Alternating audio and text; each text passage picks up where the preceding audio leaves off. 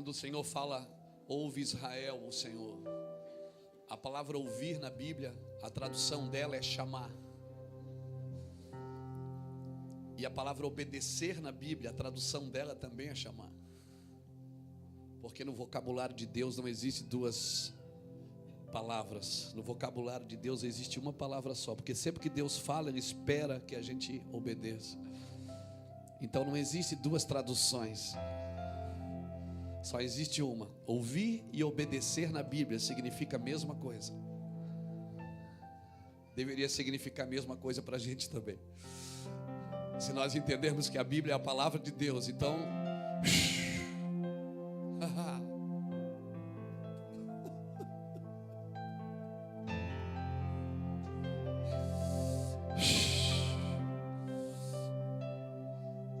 Se nós entendermos, o problema é que nós interpretamos a Bíblia muitas vezes com a nossa vontade e não com a vontade de Deus.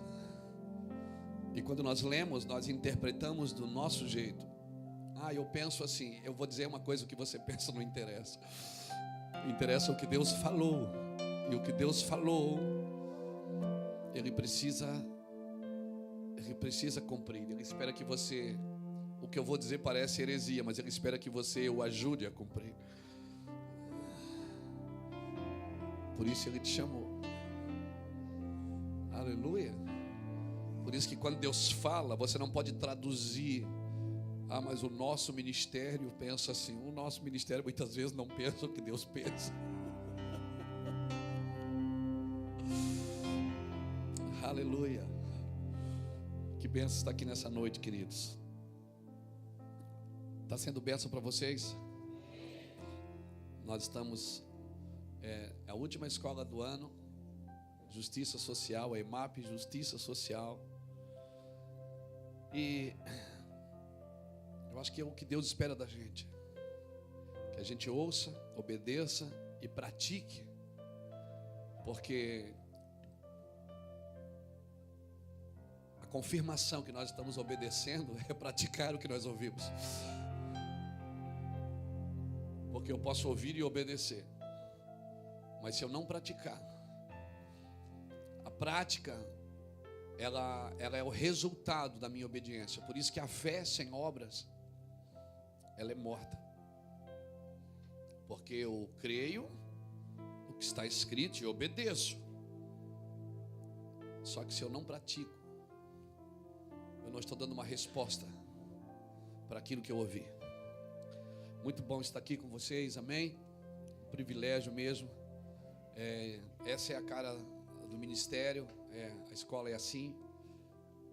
Poucas pessoas, a gente sempre ora para que Deus sempre traga as pessoas que precisam estar aqui para ouvir, para receber uma impartição. Não é uma escola assim de muita gente, é uma escola de morte. Amém? É uma escola de princípios. Porque princípios, ele está acima da lei, os princípios de Deus. A Bíblia diz que a lei foi dada para aqueles que não obedeciam. Mas se não tinha lei, eles não obedeciam o quê? A lei foi dada para quem era desobediente, não foi? Mas se não existia lei, o que eles tinham para obedecer? Tem uma coisa dentro de você chamada consciência. E você não consegue mentir para a sua consciência. Porque se você anda com o Espírito Santo, todas as vezes que você mente para a sua consciência, ela vai acender uma luzinha dentro de você e vai dizer que você não está sendo você. E a coisa é terrível, você tentar enganar a sua consciência. Eu já fui em lugares que, quando eu terminei de ministrar, e eu disse, puxa, não é isso, Deus. A sua consciência, às vezes você está com um amigo, abraça, beija, conversa, mas a sua consciência está doida para pegar ele e dar um soco nele. Pelas besteiras que ele tem falado e feito.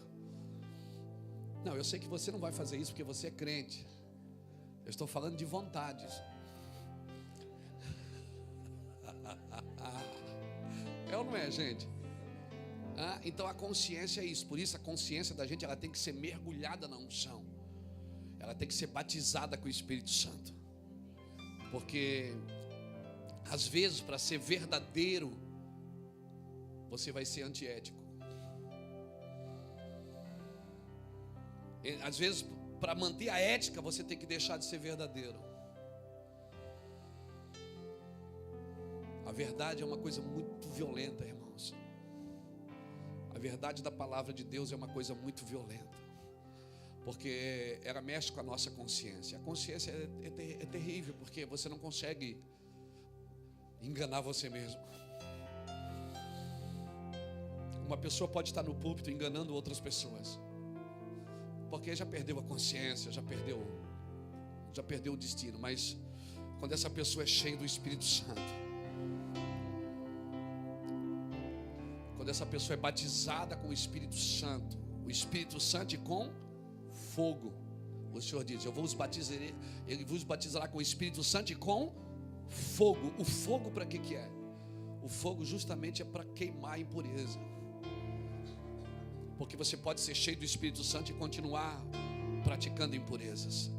O fogo vem para queimar você por dentro, para dizer: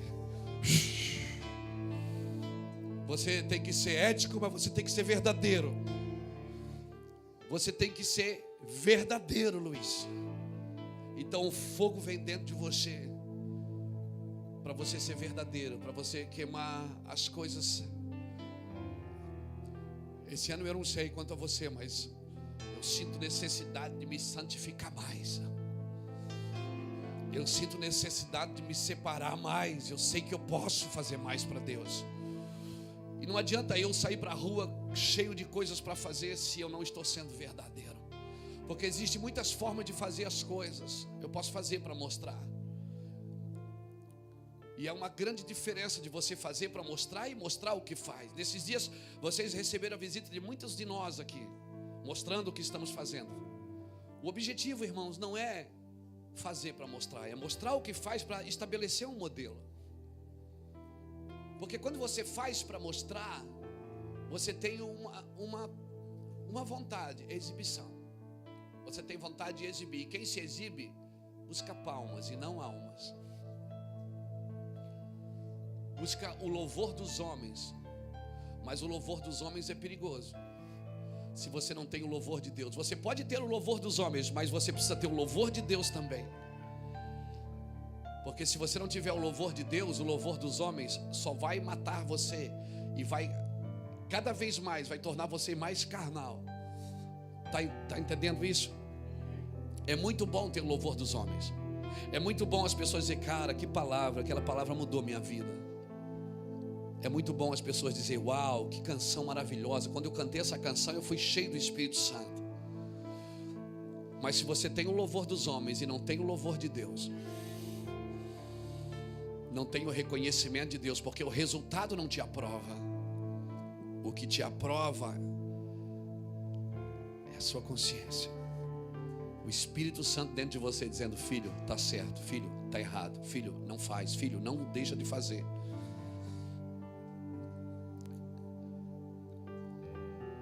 Davi, ele foi colocado no reino, ele foi colocado lá no trono. Você lembra disso? Os homens vieram e disseram assim: Davi, vem reinar sobre nós. Vem reinar sobre nós, porque quando Saul era rei, você que saía diante de nós para as guerras. Davi derramou muito sangue, não foi? E por causa disso, ele venceu tantas guerras que o povo reconheceu que ele era um homem de guerra e disse: vem reinar sobre nós, você deve ser o nosso rei. E foi esse mesmo sangue que ele derramou que Deus disse: Davi, você não pode edificar a minha casa, porque você é um homem sanguinário. Ou seja, o mesmo sangue que fez o povo louvá-lo, fez Deus dizer: você não pode edificar a minha casa, porque você não pode edificar a casa de Deus só com o louvor dos homens. Você tem que edificar a casa de Deus com o louvor de Deus. Então, irmãos, a EMAP da Justiça Social, para mim, ela é uma das melhores, porque sempre vem na EMAP Justiça Social as pessoas que menos aparecem na igreja. São os escolhidos e escondidos. Justiça social, porque assim, poucas pessoas estão a fim de sujar a mão. Fala a verdade, é ou não é? Poucas pessoas estão a fim de sujar as unhas. Poucas pessoas põem a mão no arado, né? Então assim, na justiça, na escola da justiça social vem só os noiados mesmo. Seja bem-vindo, amém? Na justiça social vem os caras que acreditam que na rua dá para fazer alguma coisa boa, que a igreja ela pode ir para a rua fazer alguma coisa boa por alguém. Porque se na sua vida você não se preocupa com ninguém nem com nada, então você não tem uma vida. Você não pode chamar isso de vida. Se na sua vida você não se preocupa com ninguém, isso não é vida. Porque vida é você dormir preocupado com os outros, irmão. Você ter paz na vida, você tem que dormir preocupado com alguém.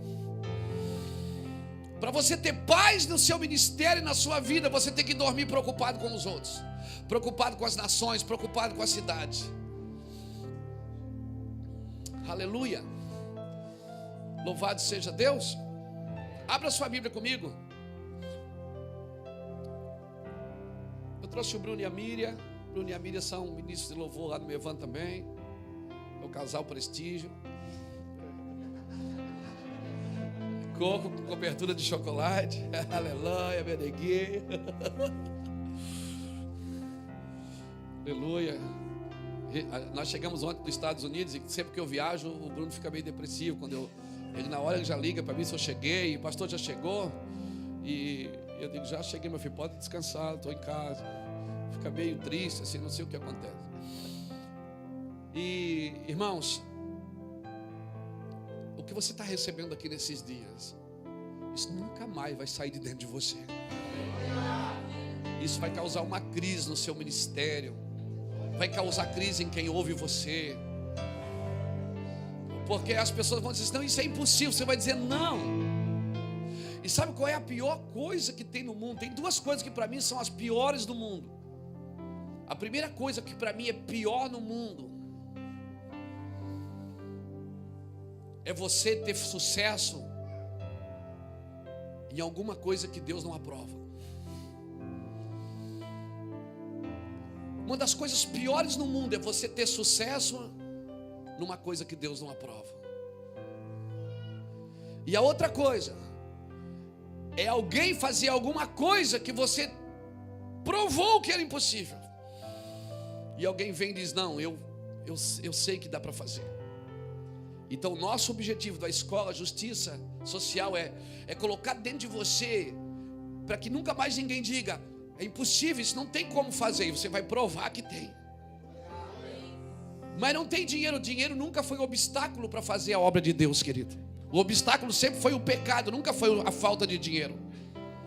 Na realidade, quando Deus te chama para fazer alguma coisa, você nunca vai ter dinheiro para fazer. Porque se você tem antes o dinheiro, depois, então não foi Deus que chamou você. Quando Deus diz, você faz isso, você não tem o dinheiro para fazer. Aí você tem certeza que foi Deus que chamou. Porque você não tem o dinheiro, não tem o preparo, não tem a condição. E aí você diz, não, foi Deus. Porque só Deus acredita em alguém que não tem o dinheiro para fazer, não tem a condição. Só Deus acredita. Aí você diz, não, foi Deus mesmo que me chamou, porque só Ele acredita em mim. É assim que eu vivo, irmãos, há 20 anos, provando que dá para fazer. É assim que esta casa vive há 20 anos, há 15 anos. Os nossos irmãos, pastores, que muitos estudaram pouco, tiveram pouca instrução, mas estamos todo mundo na rua com as unhas sujas. Todo mundo está fazendo alguma coisa. E quando sentamos não é uma exposição de intelectualidade, mas é para contar os frutos e os despojos. Então se prepare, querido. Você vai sentar na mesa com muita gente e vai prová-los. Vai provar e dizer, não, é possível fazer. Eu já vi alguém fazendo e eu sei que é possível fazer. Abra sua Bíblia comigo em Lucas capítulo 17, versículo 26. Oh, Espírito Santo, eu sinto a unção de Deus aqui, irmão. Eu não sou um grande ensinador, até. Meu negócio é ativar, é destravar. Eu sei que aqui, nesses dias, passaram pessoas que estão fazendo hoje muito mais do que eu. Na realidade, muitos que nossos filhos que nos ouviram, eles pegaram a semente que nós jogamos neles e foram trabalhar e trabalham hoje mais do que nós. Essa é a intenção da escola. É que a geração posterior seja sempre maior que a anterior. É que a geração posterior sempre corra mais rápido do que a geração anterior. Se eu ando, meus filhos vão correr, meus netos vão voar. Essa é a nossa vontade. Então tem pessoas que vêm aqui, os nossos filhos aqui da casa, do ministério, eles nos ouvem, as ideias que eles têm, a maioria das pessoas que passaram aqui, as ideias que eles fazem, saíram do coração deles. Nós só acreditamos, de Deus. Pronto, só basta uma palavra. Tem coisas que aconteceram aqui que nem dinheiro a gente dava. Era só uma palavra, não é de Deus. Pronto, acreditou.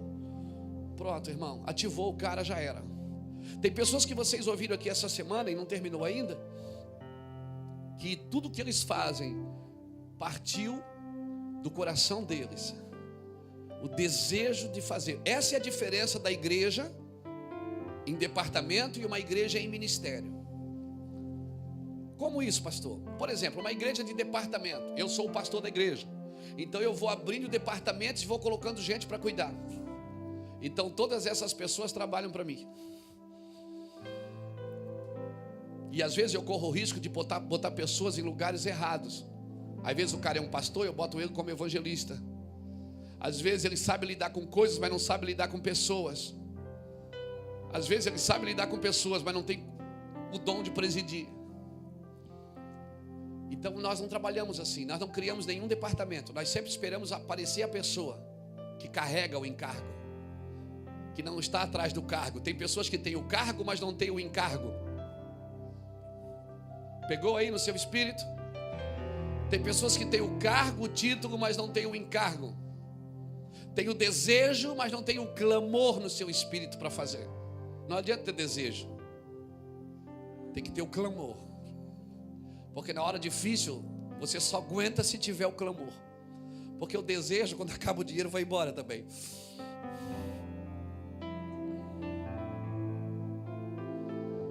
Então quando apareceu a pessoa, por exemplo, a gente não tinha cantina na igreja. Até aparecer alguém que disse: vamos vender uma água, pastor. Você vende água? Vendo. Vamos vender coxinha? Você faz a coxinha? Eu faço. Vamos vender chocolate? Você faz o chocolate? Faz. Hoje tem a cantina. Tem 5 pessoas ou 6 pessoas trabalhando lá na cantina. Não tinha ministério. A Brigada do Reino já passou aqui? A Brigada do Reino não tinha ministério. Agora eu vou mexer com um grupo de escoteiro, irmão. Não é o meu chamado. Não vou criar para a gente ter ministério, não. Até apareceu o André e a Cris, que disseram: vamos fazer isso, vamos fazer. E estão fazendo, eles estão fazendo. Mas nunca ninguém teve que ligar para eles e dizer: não falta hoje, hein? Precisa comprar o lanchinho das crianças. Nunca. Por quê? Porque esse é o encargo deles. O nosso trabalho é só ativar e botar gás. Vai que vai dar certo, vai. Nosso negócio é ficar na arquibancada torcendo. Vai lá, vai, garoto. Mas quem corre é ele. A carreira dele. Não foi nós que criamos isso. Foi isso que Jesus fez, querido. Jesus não criou nada, mas ele criou dentro das pessoas. Ele ativou as pessoas. E elas começaram a colocar para fora o que Deus havia colocado para dentro. Acredite nas pessoas. Alguém sabe alguma coisa que você não sabe. Invista em pessoas. Não adianta você ter uma igreja cheia de departamentos e todo mundo trabalhando para você, e é só você que diz o que deve ser feito. Não, às vezes eles têm melhores ideias do que você. Deixa eles voarem. De vez em quando você dá uma paradinha, de vez em quando você senta: olha, eu acho que deveria ser assim, porque isso é bom. E está em segurança para o corpo. Mas tem coisas que Deus vai dar para você que não vai dar para ninguém. Então foi assim que foi surgindo os ministérios aqui. Porque chega alguém que diz assim: pastor, se eu fosse tu, fazia isso. Eu digo: faz você. Eu já tenho muito trabalho, não arrume mais trabalho para mim. Ah, mas se eu fosse o senhor, fazia isso. Faz você. Não, pastor. Não, esse é o evasivo. O evasivo é aquele que só dá ideia para os outros, mas ele mesmo não faz nada, né? Esse é o evasivo. É aquele, ele vai, ele tem boas ideias. Aí tem o reticente, aquela pessoa que é reticente. Irmãos, ele fica só nas esquinas dizendo: olha, se eu fosse eu fazia desse jeito. Aí você diz: faz lá, irmão. Não é meu chamado. Ele só tem boas ideias porque ele precisa dar uma ideia, porque depois ele vai ter que criticar também. Aí tem o desistente. O desistente é aquele que ele vai com a força toda, é cavalo de corrida, mas no primeiro obstáculo ele recua, ele não permanece. O evangelho dele é aparente, não permanente. Mas aí tem um totalizador, aquela pessoa que ela sabe que não é capaz, ela sabe que não tem condição de fazer, ela sabe que está cheio de obstáculo. Às vezes, eu vou falar uma coisa aqui, mas guarda no seu coração, não diz fala a Deus, amém? Às vezes você está no ministério, que o ministério não trabalha dessa forma. E aí você está lá lidando com os obstáculos, com a dificuldade, honrando o seu pastor, honrando sua liderança, acreditando neles. E está certo, você honra mesmo, porque Deus vai honrar você por isso. Mas eles não trabalham dessa forma. E você está doido para que o pastor diga: vai, meu filho, vai lá. Mas o pastor não diz. Mas a culpa não é dele, porque ele também não recebeu o que você está recebendo. Ninguém ativou. Ensinaram ele só a abrir uma igreja e encher de gente. Ensinaram ele a só fazer culto no domingo. Não ensinaram ele que tem pessoas morrendo de fome na calçada da igreja, do lado de fora. Não ensinaram ele que naquele bairro ali é o bairro mais violento da cidade e ninguém faz nada para mudar a situação. Mas o negócio dele é encher a igreja, mas porque ele aprendeu isso, e a escola não cobre dele, ele também não teve. E isso nós vamos vivendo um ciclo. É aquilo que nós chamamos aqui no Mevan de ciclo, círculo ou circo. Ciclo é quando você entra no processo de Deus e deixa Deus conduzir você. Você vai passar em todos os processos. Primeiro a erva, depois a espiga e por último o grão cheio na espiga. Círculo é quando você anda em círculo a vida inteira. Só tenho vontade, é evasivo, reticente, desistente. Evasivo, reticente e desistente. Você não avança em nada, não cava nada. Amém? Nunca chega. Quando o cara está cavando, chega na pedra. Chegou na pedra. Mete uma picareta nessa pedra aí, irmão. Esse é o cara que anda em círculo. E tem um circo. O circo é aquele que vive na alma. Então ele só produz imaginação. Ele vive no mundo, como diz o pastor Júnior, no mundo encantado de Bob. Ele vive no mundo encantado de Bob. Ele só imagina. Então daí o que acontece? Ele traz essa imaginação para o púlpito. E aí ele fica animando a plateia. Vira um circo a igreja. E aí toda semana você vai ter que trazer uma animação nova. Toda semana vai ter que criar algo novo, um número diferente. Porque aquele o povo já viu, então tem que ter um número diferente. E daí toda semana ele vai criando alguma coisa. Daí tem a semana da ferradura, a semana do pano, a semana do lenço, da água. Todo dia tem alguma coisa para segurar o povo. É um circo. Não, irmão, você tem que entrar no ciclo de Deus e viver todos os processos: carne, alma e espírito. Carne, alma e espírito. Átrio, lugar santo e santo dos santos. Jesus como o caminho, como a verdade, como a vida, produzindo 30 sementes por uma, 60 e 100. Vai entrando no processo. Aleluia. Nós precisamos disso. Amém? Eu queria falar um pouquinho hoje sobre Mamon para você.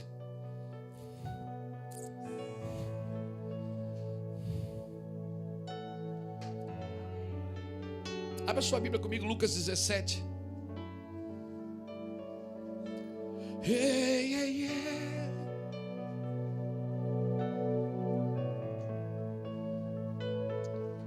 Lucas 17, versículo 26.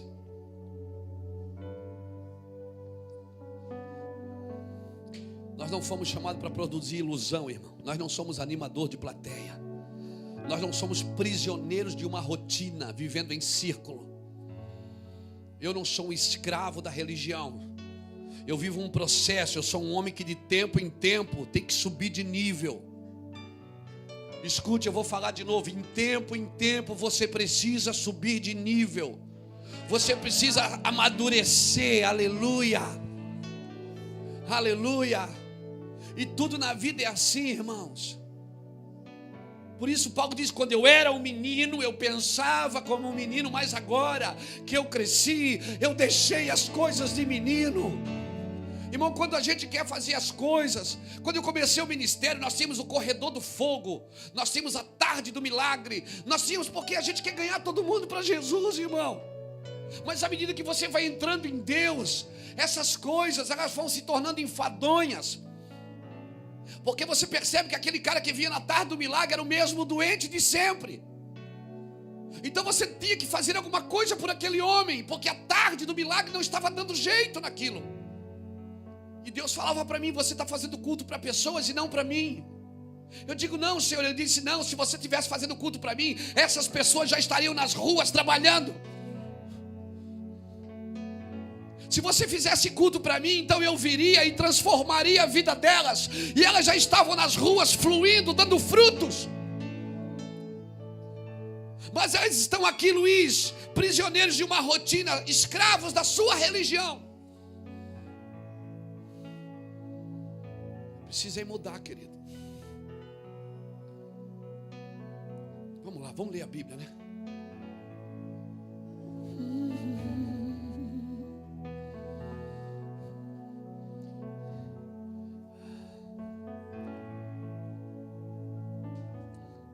Lucas 17, 26 diz assim, ó, como aconteceu nos dias de Noé, assim será também nos dias do Filho do Homem. Comiam, bebiam, casavam e davam-se em casamento até o dia que Noé entrou na arca e veio o dilúvio e os consumiu a todos. A mesma coisa aconteceu nos dias de Ló. Comiam, bebiam, compravam, vendiam, plantavam, edificavam. Mas no dia em que Ló saiu de Sodoma, choveu do céu fogo e enxofre e os consumiu a todos. Assim será no dia em que o Filho do Homem se manifestar. Oh, meu Deus, é forte isso. Consumiu a todos. Consumiu a todos. Consumiu a todos. Está consumindo todos.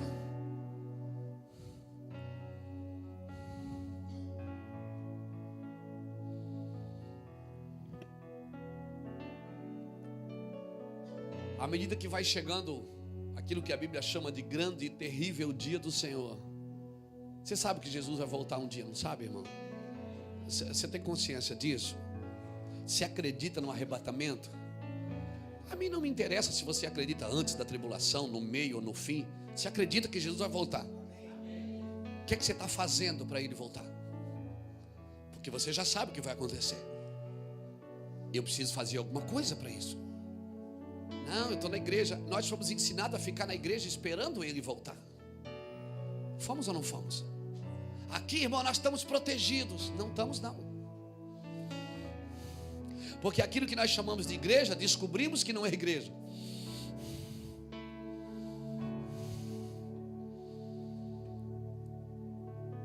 Igreja é um organismo vivo, irmãos. Pessoas diferentes, fazendo coisas iguais. Ossos diferentes, cada osso correndo para o seu osso, mas numa articulação onde a cabeça governa tudo. Aleluia. Osso com osso, nervo com nervo, carne com carne, recebendo o comando de quem? Da cabeça. O osso do dedo é diferente do osso da coxa, mas eles trabalham na mesma sintonia. para dar vida ao mesmo corpo. Essa é a beleza do corpo de Cristo. Pessoas diferentes, que às vezes até pensam diferentes, estão em lugares diferentes, mas trabalham todas para a articulação do mesmo propósito. Aleluia! O problema é que eu só ando com iguais, eu não consigo andar com diferentes, porque afinal de contas, eu acho que eu não tenho religião, mas tem. Se você só consegue andar com quem é igual a você, você é religioso. Alguém podia dar um amém só para sair no DVD? Amém! Só para as pessoas que assistirem depois achar que vocês estão concordando comigo. Amém? Eu não é. Então, se eu só ando comigo, com quem é parecido comigo, eu não estou no corpo. Eu não estou formando o corpo. Eu estou formando uma religião. Porque religião, ela torna todos iguais. E a ideia de Deus não é tornar todos iguais. Senão Ele tinha feito a gente tudo com a mesma cara, tudo com a mesma altura, tudo com a mesma cor. Ele fez diferente porque, para mim, a beleza do corpo é a diversidade dos dons, a diversidade de ministérios, a diversidade de manifestações, mas o corpo é o mesmo, um só batismo, um só Deus, um só propósito. Aleluia. Então eu já sei que Jesus vai voltar. Eu já sei. Eu preciso fazer alguma coisa na medida que vai se aproximando o glorioso retorno do Senhor. Tem alguns pontos aqui que eu podia estudar. Por exemplo, o primeiro ponto será como nos dias de Noé. Será como nos dias de Noé. Então nós precisamos estudar como estavam os dias de Noé. Então a gente pode abrir Gênesis capítulo 6 para ver como estava nos dias de Noé. Porque ele vai voltar e será como nos dias de Noé. Então você não precisa estudar os dias de Noé fora da Bíblia, porque os dias de Noé falam na Bíblia. Aleluia. Como é que estavam os dias de Noé? Vamos ver, Gênesis capítulo 6.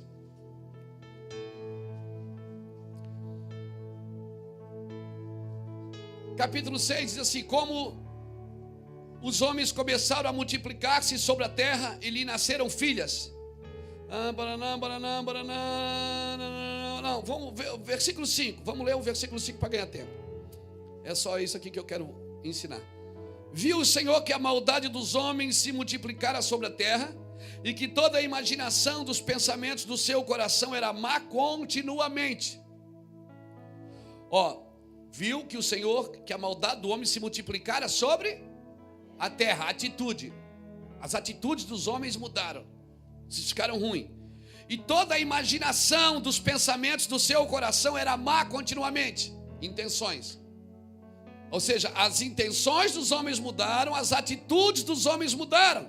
Porque se mudar a intenção, muda a atitude, irmão. Se mudar a atitude, vai mudar a intenção. Está pegando aí isso? Deus viu que a maldade se multiplicava na terra. E a imaginação dos pensamentos do seu coração, consciência. O homem perdeu a consciência do que é certo e do que é errado. O certo hoje passou a ser errado. Não é? O certo, que é certo, um homem casar com uma mulher hoje passou a ser errado.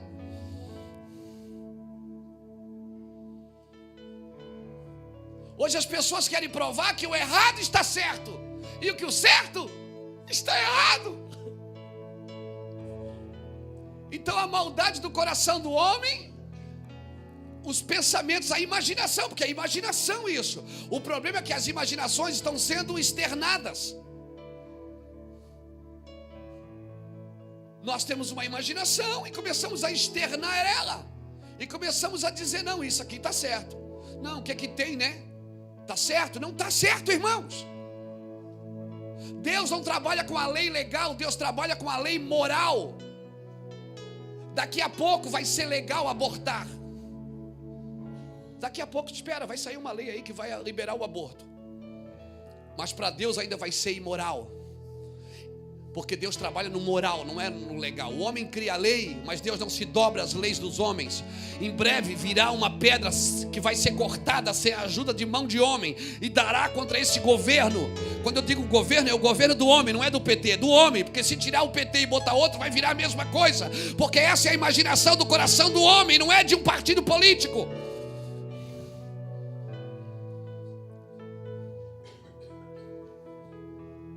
Nós precisamos entender que o homem ficou mal, as atitudes deles ficaram más. Até hoje, irmão, nós que somos crentes, às vezes a gente é pego, puxa, não devia ter feito isso. É ou não é? É ou não é, gente? Você é crente, está lá na igreja todo domingo, dizima, oferta, é fiel, não trai a esposa, não trai o marido, tal, está lá bonitinho. De repente você diz, ai, isso é bom, não é ruim, viu? Sempre que você deparar com a decepção consigo mesmo, glória a Deus. Enquanto você se decepcionar com você mesmo, você não se decepciona com os outros. Fique tranquilo. Enquanto você se decepciona com você mesmo, você não vai ter tempo para se decepcionar com os outros. Eu me decepciono comigo assim umas 20 vezes, não mais, 40 vezes, 50 vezes por dia. Às vezes, puxa, eu não devia ter pensado isso. Não devia ter falado isso. Às vezes foi uma coisa que só eu pensei, ninguém viu, ninguém ouviu, porque o pensamento ninguém me ouve, só Deus. Eu só pensei, mas na hora eu já peço perdão. Para quê? Para limpar a consciência. Porque a consciência se alimenta de imaginações. Você vai construindo castelinho de areia, vai construindo, vem uma onda e blum, leva tudo. Eu já vi que eu fiz errado, pensei errado, olhei errado, interpretei errado. O Senhor me perdoa. Às vezes até o diabo não entende porque que eu estou pedindo perdão. Porque ele não conhece a minha consciência. Ele tenta entrar nela, mas ele não conhece.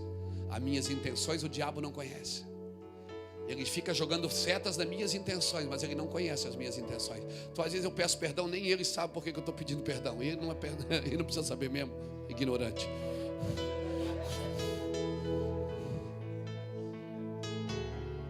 Agora será como nos dias de Noé. Então como é que estava Noé? Nos dias de Noé.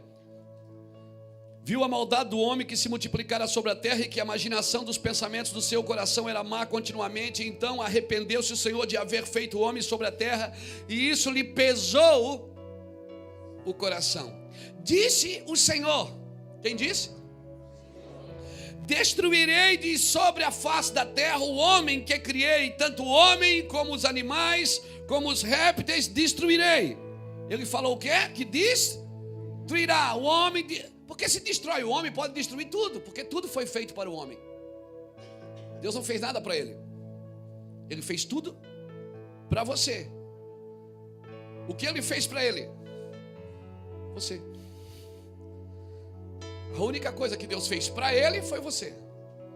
As outras coisas, tudo ele fez para você. Se tira você daqui, para que ter coisas? Deus não admira coisas.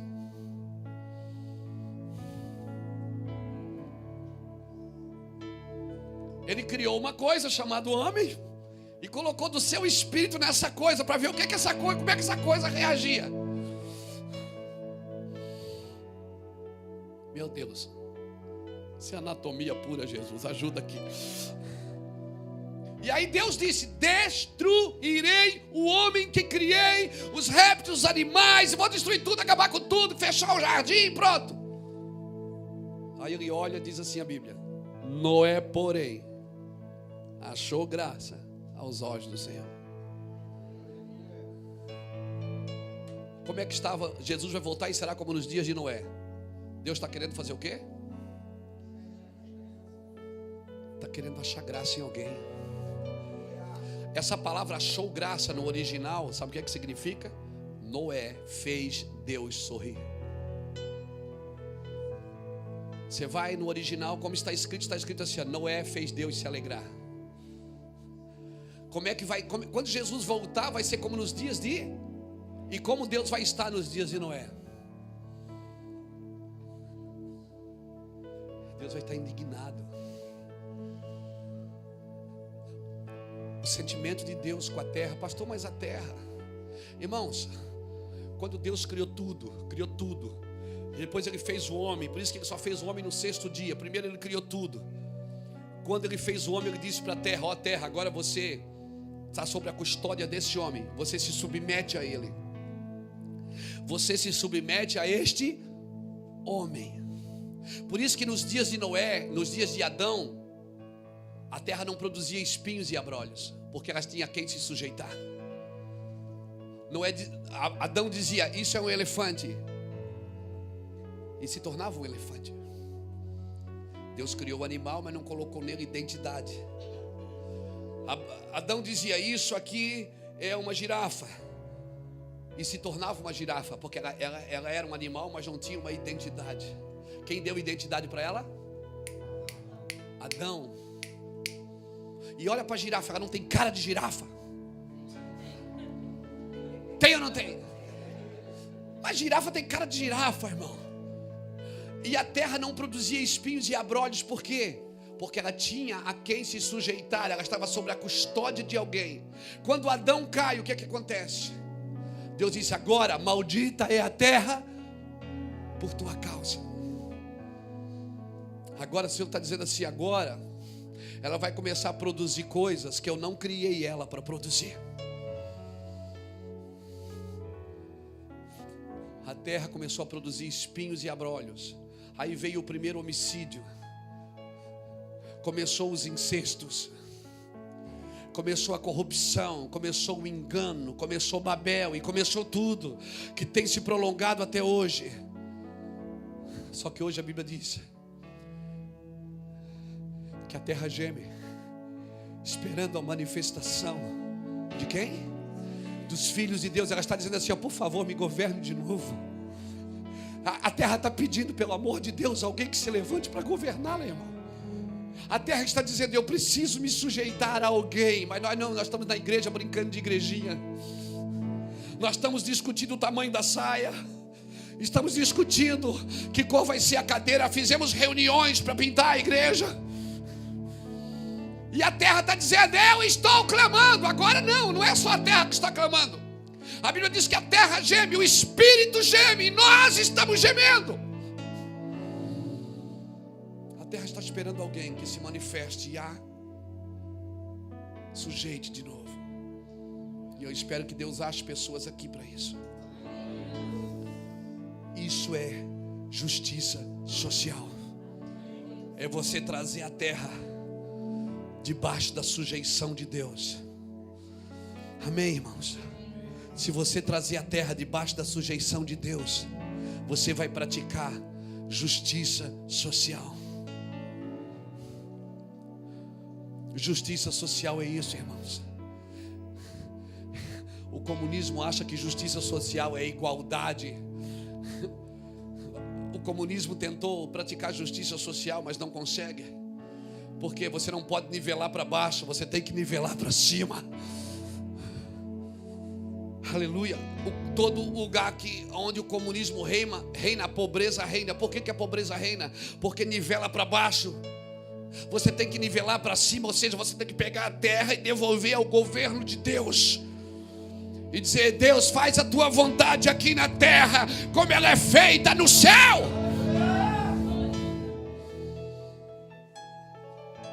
O problema é que nós estamos nivelando para baixo. Como que o céu vai vir aqui? O céu não pode vir. O céu não pode vir porque o céu trabalha dentro de um espaço chamado verdade. E o céu só se manifesta onde tem verdade de propósito, onde tem intenções verdadeiras de propósito. O céu não trabalha se tem individualismo, se tem eu enriqueço e você empobrece. Não, o céu não trabalha em benefício de um indivíduo. O céu trabalha em benefício de um corpo, sendo ele o osso do dedo ou o osso da coxa. O céu trabalha para o corpo. E não adianta você cortar o dedo fora. Vou tirar essa mão, não gostei dela, e põe uma prótese. A prótese, ela tem a mesma função, mas ela não tem a vida da cabeça. Ela perdeu o contato com a cabeça. Então hoje em muitos ministérios, me perdoe dizer, não me perdoe não, E muitos ministérios hoje só funcionam, mas não tem a vida da cabeça. Não adianta você funcionar sem a vida da cabeça. Nós precisamos voltar a ser ligados na cabeça. Nós precisamos de um techuvá, voltar ao Senhor. Precisamos voltar, precisamos que os nervos tragam vidas, que os músculos tragam vidas. A igreja ela foi colocando prótese no lugar da vida. E hoje nós estamos cheios de próteses, tem cheio de gente funcionando, mas não tem a vida da cabeça, irmãos. E nós precisamos da vida da cabeça. Deus estava decepcionado com o homem, queria destruí-lo, mas um homem adorou a Deus e mudou toda a história.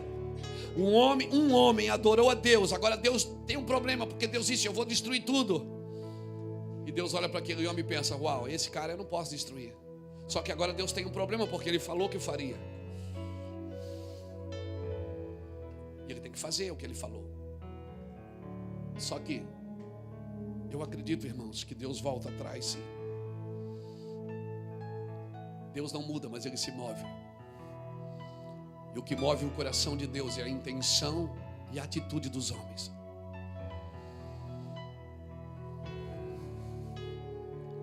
A sentença estava liberada, mas se um homem se colocou no lugar de agradar o coração de Deus, como em Suzã, como na comunidade de Suzã no tempo de Assuero. Assuero declarou que todo judeu deveria ser morto. A sentença não mudou, mas uma mulher chamada Esther entrou lá onde ele estava. E a mulher na Bíblia representa a igreja. Uma mulher entrou lá onde ele estava, onde Assuero estava. Ele estendeu o cetro para ela e disse: pede-me o que tu queres, eu te darei até metade do reino.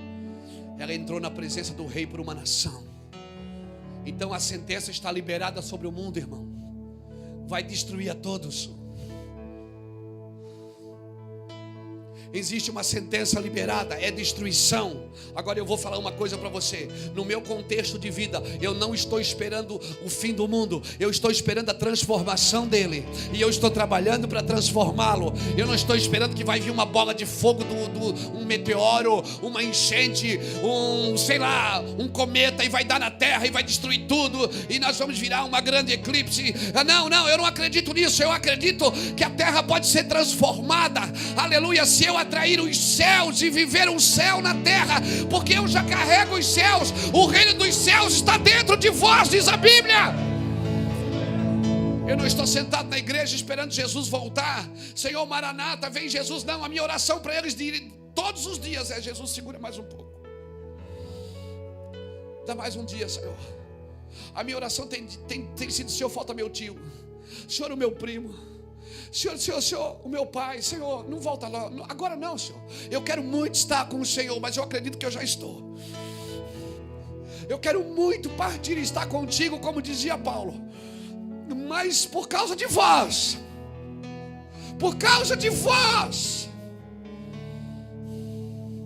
eu me gastarei, me deixarei gastar, Paulo dizia.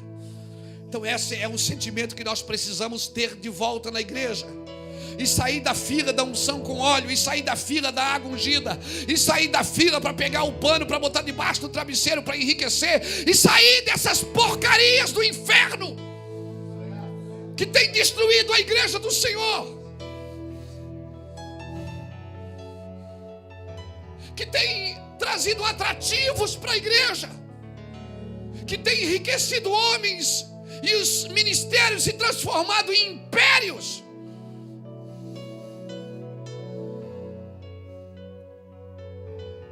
Esse não é o evangelho que Jesus morreu. Eu vou falar algo pesado aqui para você, mas se é esse evangelho que Jesus morreu, eu prefiro voltar a vender cocaína. Esse não é o evangelho que Jesus morreu, e eu não vou viver isso. Nós não podemos aceitar isso. Nós não podemos viver isso, irmãos. Isso é mentira, é engano. Pastor, você não acredita que pode curar? Claro que eu acredito, irmãos. Um pano cura, a água cura. A fé é uma coisa maravilhosa que Deus nos deu. Só que fé não é positivismo. Fé não é pensamento positivo. Fé não é eu ficar repetindo a mesma coisa como uma mantra para achar que Deus vai mudar de ideia. Não, está uma sentença liberada. Tem uma sentença liberada no mundo. Agora, quem vai mudar o coração de Deus? Quem vai mover? Quem vai mover o coração de Deus? Será como nos dias de Noé. A sociedade, irmão, ela vem relativizando e romanceando tudo, os princípios, os mandamentos da palavra. Distração. Irmão, distração espiritual, ela vai se tornando fatal na vida das pessoas. Tem uma palavra que nós temos aprendido e temos tentado praticar nesses dias. Tem 3 palavras perigosas que têm afetado os nossos ministérios, que é defraudação, que é distração, defraudar, distrair e usurpar. Usurpação, defraudação e distração. Essas 3 palavras, elas afetam o ministério, ela pode destruir o ministério. Usurpar é você exercer uma função que você não tem legitimidade para isso, porque você não viveu aquilo e não vive isso. Defraudar é você criar uma expectativa no coração das pessoas que você não é capaz de suprir. E distrair é você ficar todos, domingo a domingo, de semana a semana, trazendo um evangelho almático às pessoas. Que quando elas estão bem, elas vão à igreja. Quando elas estão mal, elas nem aparecem. Ou você investe sua vida em alguma coisa, querido, ou você vai desperdiçar ela com alguma coisa. Ou você investe a sua vida no reino de Deus, na justiça social, ou você vai acabar desperdiçando ela. E sabe qual é o problema? Que aquilo que Deus não pode usar, quem acaba usando, sabe quem é? Aquilo que Deus rejeita, o diabo aceita. Aquilo que Deus não pode usar, sabe quem vai usar? Você sabe quem vai usar? O diabo. A sua fé, querido, eu não quero vir aqui nessa noite dizer que a sua fé muda a ideia de Deus. A sua fé não muda a ideia de Deus. Mas a sua fé, a sua intenção, a sua consciência, a pureza, essa palavra tem estado no meu coração. É uma palavra que eu quero viver muito nesses dias. Santidade, pureza, inocência. Eu preciso voltar para o meu coração. Quando eu falo eu estou falando de mim mesmo. Eu sinto que eu preciso me separar mais para Deus. Eu preciso ter uma mente mais pura, um coração mais limpo. Eu sei que nós vamos entrar em lugares que a gente precisa estar limpo, puro e inocente para entrar. Por isso nós precisamos nos separar mais. Aleluia. Então, querido, segundo ponto é que também quando Jesus voltar, você está esperando, não está? Você acredita que está perto? Paulo já acreditava 2000 anos atrás que estava perto. Paulo dizia: nós que vamos primeiro, né? Primeiro vai ressuscitar os mortos, e nós que estamos vivos vamos depois, ele disse. Quem já morreu vai primeiro, ele disse. Depois nós que estamos vivos. Ele já achava que Jesus ia voltar naqueles dias. A igreja primitiva já achava que Jesus ia voltar naqueles dias. E nós estamos achando, e meus avós achavam, meus bisavós também, e nossos filhos vão achar. E tomara que ele volte. Eu queria estar muito afim, eu queria muito, estou muito afim de ver o arrebatamento. Mas quem sabe? Outro grande ponto é que seria como nos dias de Ló. O que é que eles faziam no dia de Ló? Compravam e vendiam, casavam e se davam em casamento. Ou seja, não tinha mais aliança. A aliança acabou. E compravam e vendiam. Por que Deus fala isso aqui? Compravam e vendiam. Deixa eu voltar aqui em Lucas 17.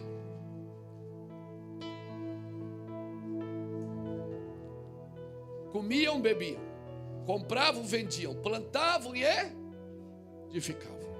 Plantavam e edificavam, construíam, edificavam, compravam, vendiam. Por que compravam e vendiam está aqui também?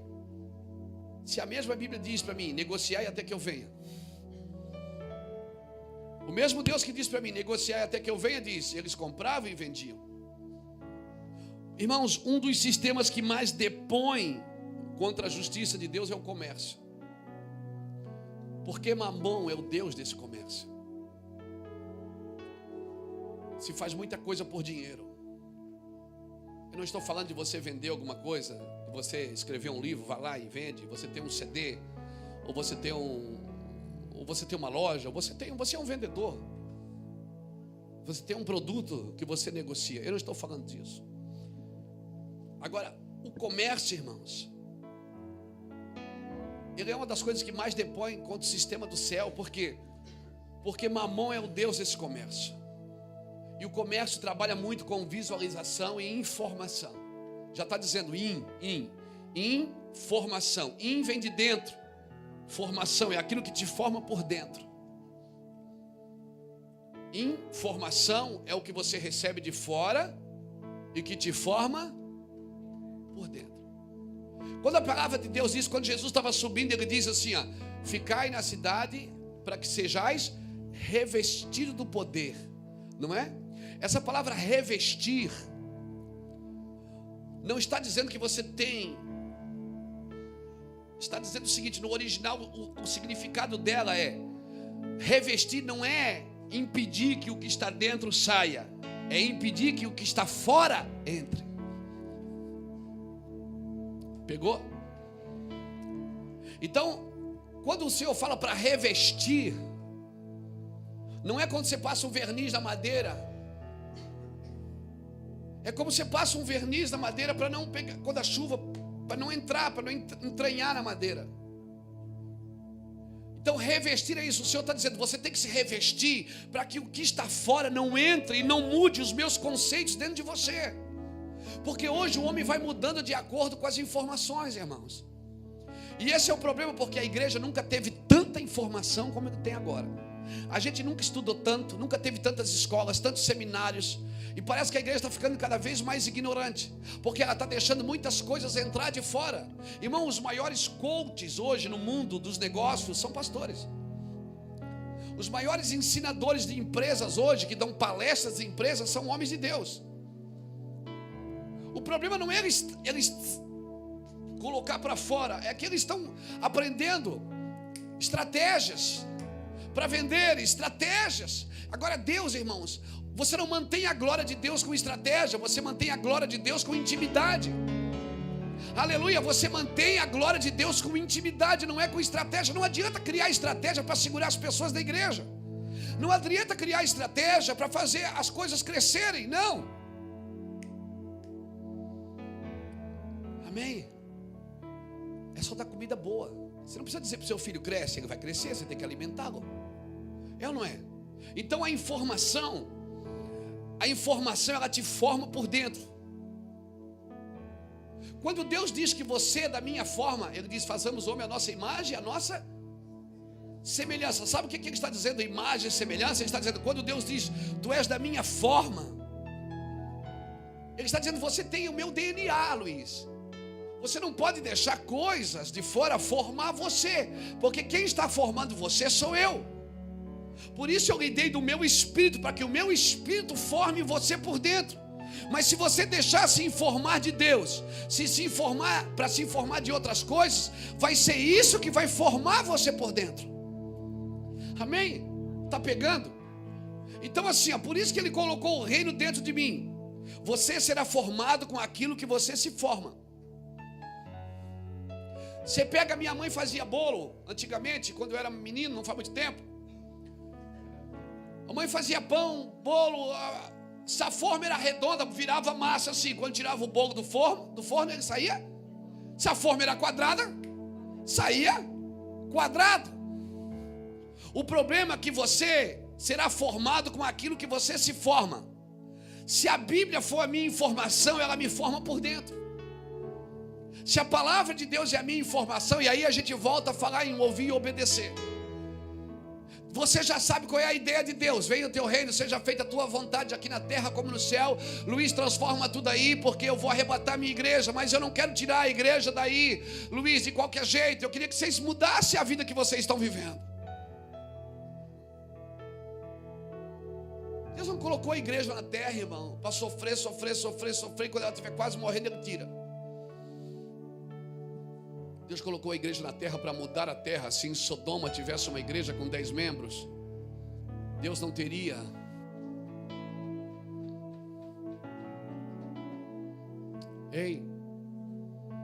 Deus não teria destruído a cidade por amor aos 10, querido. Todo ser humano, eu, você, nós temos desejos dentro de nós que nós desconhecemos. Porque nós temos alma, nós somos munidos de, nós temos vontades, nós temos desejos. Nós tem vontade que a gente quer aplicar acima da vontade de Deus. E aí que entra uma coisa chamada informação, que tem uma coisa chamada mídia. A mídia, ela trabalha exatamente em cima disso. Ela cria uma imagem de um personagem, de um mundo fictício, fazendo com que as pessoas queiram ser esse personagem. Então aí o cara corta o cabelo igual do Ronaldinho, ele corta o cabelo igual o cara da novela, porque agora a tendência é essa. A mídia vai formando as pessoas por dentro. A mídia trabalha exatamente isso. Inconscientemente a pessoa acha que para ser igual àquele personagem, ela precisa ter o que o outro tem. Então ela começa uma busca desesperadora por coisas. Amém? É ou não é? Quem lembra do seu pai e da sua mãe em casa? Quem tem mais de 40 anos aqui lembra do seu pai em casa? Você lembra do seu pai em casa? Chegando do trabalho? Sua mãe chegando do trabalho? Quem aqui a mãe trabalhava fora? Quem tem mais de 40 que a mãe trabalhava fora? Quem tem mais de 40 que a mãe trabalhava fora? Eu fui criado numa casa, irmãos, onde quem trabalhava era meu pai. A mãe estava em casa, cuidando dos filhos, porque ela edifica o lar. Tira a mãe de casa para ver o que acontece com o lar. Só que na busca de coisas, o homem só trabalhando hoje, ele não dá conta. Nós precisamos ter tudo dois. A vida ficou cara. As coisas ficaram caras. Eu me lembro que na minha época, no domingo era o dia do churrasquinho, lembra do churrasquinho? Você fazia o churrasco? No domingo, na minha época, era o dia da Coca-Cola e da maionese. Lembra? Aí a gente diz, mas isso, hoje é que é vida, glória a Deus, hoje é que é vida. A gente comia e vivia até os 80 anos e não ia na academia.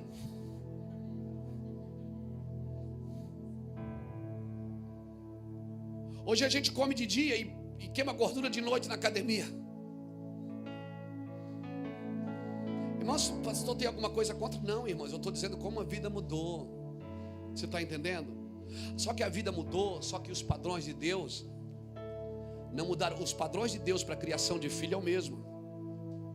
Os padrões de Deus para quem edifica a casa ainda é a esposa. Os padrões de Deus, o problema é que como a vida mudou, nós vamos mudando os padrões de Deus. Amém?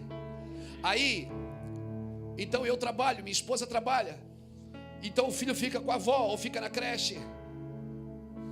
Porque afinal de contas, se eu não trabalhar, se ela não trabalhar, nós não damos conta de pagar o aluguel. E é verdade, é muito caro as coisas. Então a criança tem que ficar na creche, ou fica com a tia, ou fica com a avó. Então quando chegam, os dois estão cansados, os dois chegam cansados à noite. Aquela criança quer atenção. Aí você dá a bicicleta para ela, mas você não anda mais com ela de bicicleta. E aí nós vamos trocando os valores da vida. Eu estou falando alguma mentira, joga um tomate em mim. Nós vamos mudando os valores da Bíblia, da vida. Então, aquela criança, ela aprendeu que só se ela chorar, ela ganha. Porque os pais já estão cansados, eles não conseguem curtir o filho à noite. Então, amor, dá para ele, deixa ele brincar.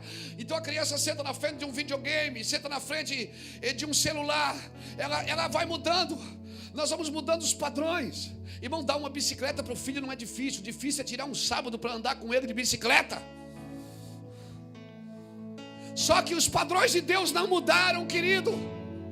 Então eu pergunto para você, quem vem reinando nesses dias? É Mamon. Ele tornou a vida cara, tornou o mundo caro de se viver. Meu Deus, alguém precisa acordar para isso. A nossa vida ficou cara.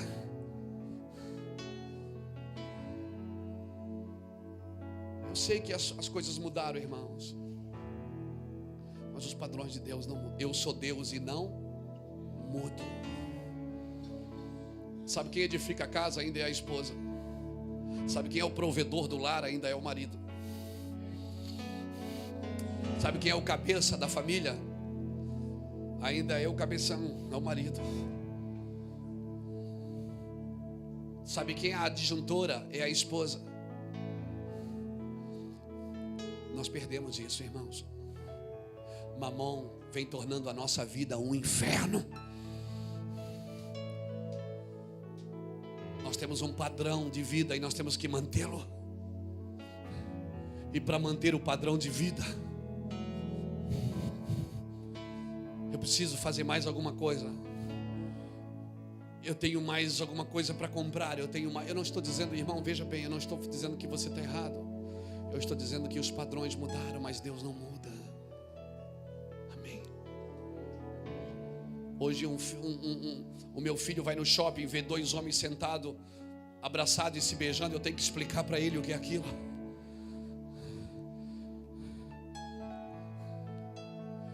Porque a sociedade vai relativizando, irmãos. Compram e vendiam, se casam e se dão em casamento. Mas caiu o fogo do céu e eu espero que caia mesmo. Mas por favor, Jesus, ainda não. Deixa Deus levantar uns Noés aqui que vão mudar a vida das pessoas, que vão dizer para as pessoas, quando nós estamos aconselhando casais hoje, às vezes nós estamos com casais à beira da falência do casamento. Eles chegam na nossa frente e se sentam um odiando o outro. Às vezes meia hora de conversa a gente consegue provar para os dois que eles se amam. Então a gente começa a dizer, você não tem condição de sair do emprego e voltar para casa. Não dá. Não dá. Nós temos que criar subterfúgios de trazer a família de volta para dentro de casa, irmãos. Nós temos que tirar algumas coisas da nossa vida. Eu vou falar uma coisa para você. Há 15 anos atrás apareceu gente na televisão pregando contra a televisão, falando da imoralidade da mídia. A gente jogou pedra, jogou tomate e disse, esse cara é doido, nasceu fora da época. E nasceu mesmo, há 15 anos atrás. Deus estava enviando profetas para abrir os nossos olhos e a gente não deu ouvido. E eu estou aqui, espero que daqui a 15 anos você se lembre de mim. Nós precisamos voltar. Nós precisamos voltar a viver. Porque se nós queremos justiça social, não é muito mais do que ir para a rua dar marmita para alguém, irmão.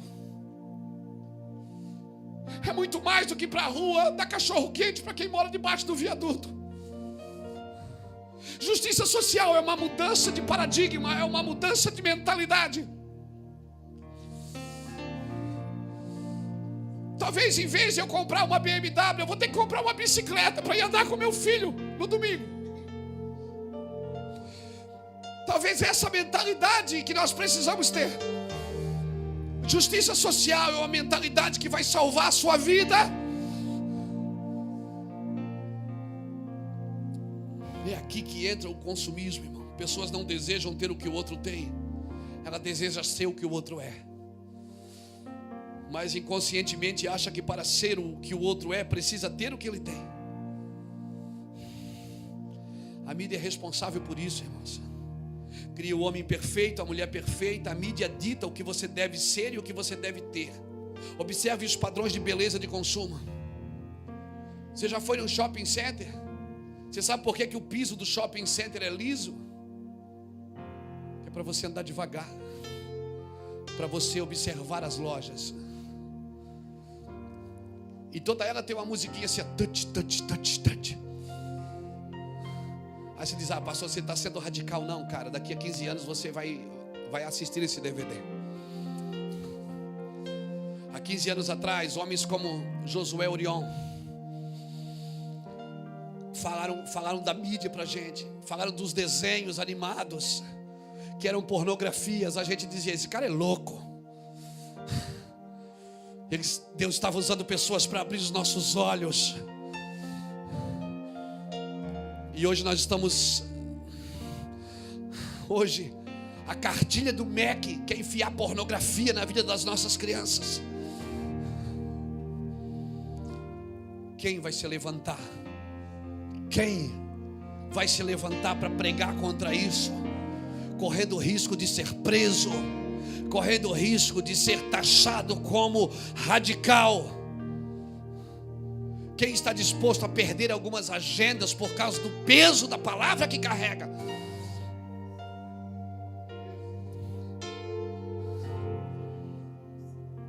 Você lembra quando a Copa do Mundo foi no Japão? 8 horas da manhã nos jogos, 6 horas da manhã, você lembra disso? 6 horas da manhã o cara estava assistindo o jogo do Brasil e tomando cerveja, 6 da manhã, porque a mídia colocava sempre uma cerveja do lado de uma mulher nua, ou seminua, introduzindo que cerveja tem a ver com mulher nua.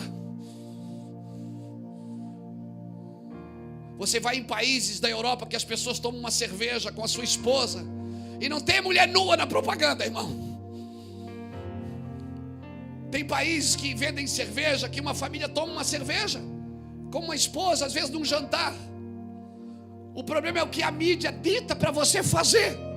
Então o cara toma um porre no bar e sai atrás de uma mulher que não seja dele. Por quê? Porque ele aprendeu que aquilo ali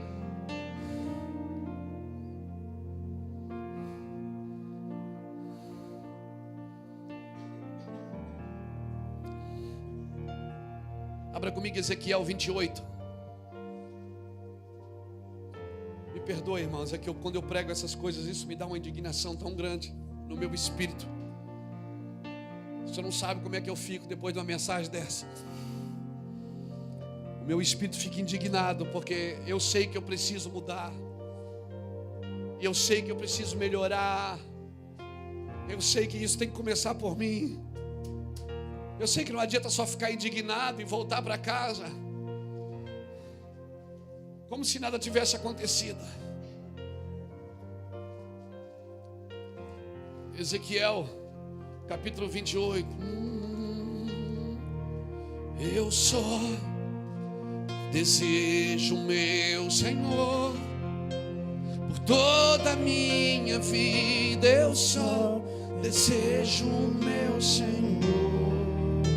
Olha aqui, Ezequiel 28, versículo 12. Filho do homem, levanta uma lamentação contra o rei de Tiro e diz-lhe: assim diz o Senhor Deus, tu és o selo da perfeição, cheio de sabedoria, perfeito em formosura. Estavas no Éden, jardim de Deus, cobrites de todas as pedras preciosas, o sardio, o topázio, o diamante, o berilo, o onix, o jaspe, a safira, o carbúnculo, a esmeralda. Os teus engastes e ornamentos eram feitos de ouro. No dia em que foste criado, foram eles preparados. Tu era querubim da guarda ungido, até ungido, e te estabeleci. Estavas no monte do santo de Deus, andavas entre as pedras afogueadas. Perfeito eras no teu caminho desde o dia em que foste criado, até que se achou iniquidade em ti. E na multiplicação do teu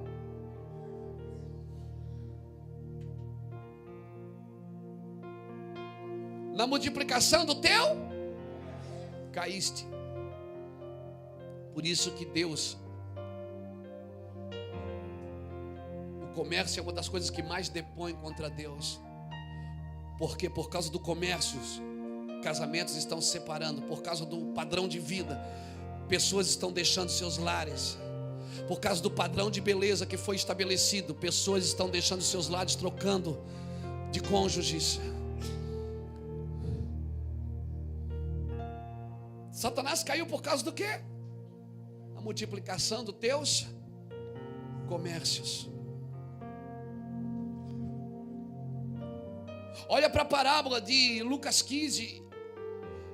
De Lucas 15, 16 e 17. Fala da dracma perdida, do mordomo fiel, do rico e do Lázaro.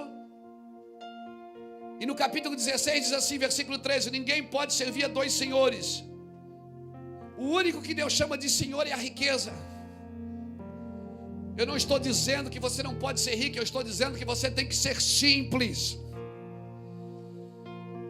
Simples.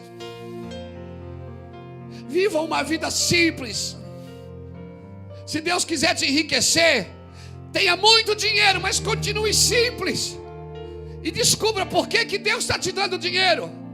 Ele vai te ensinar que Ele não está te dando para você ter, Ele está te dando para você fazer alguma coisa por alguém.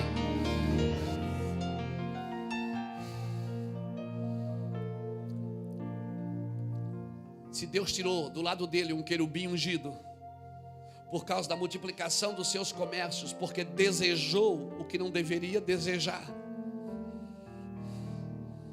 Se nós queremos justiça social, deixa eu te falar uma coisa para você. Quando Jesus veio ao mundo, Ele não veio porque necessitava o mundo de Deus. Havia uma necessidade, o mundo precisava de Deus. Mas Jesus não veio ao mundo por necessidade, Ele veio por amor. Deus amou o mundo de tal maneira que deu. Você não pode botar uma cesta básica nas costas e levar para uma família carente por necessidade. Tem que ser por amor, cara. Porque se não for por amor, não saia da sua casa. Porque por necessidade, a prefeitura também faz.